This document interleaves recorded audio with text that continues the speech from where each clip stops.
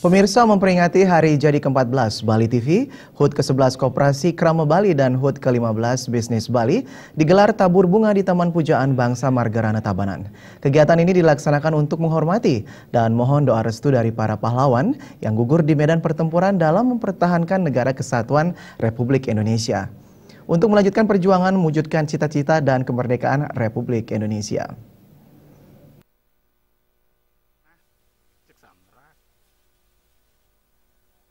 Tabur bunga diawali persembahyangan bersama, dilanjutkan pengalungan dan tabur bunga di Monumen Pahlawan Candi Margarana. Tabur bunga juga dilaksanakan di Makam Puri Kesatria Dalam Lumajang dan dilanjutkan pasapan agung di Peseraman Samsam Lumajang, Kabupaten Tabanan.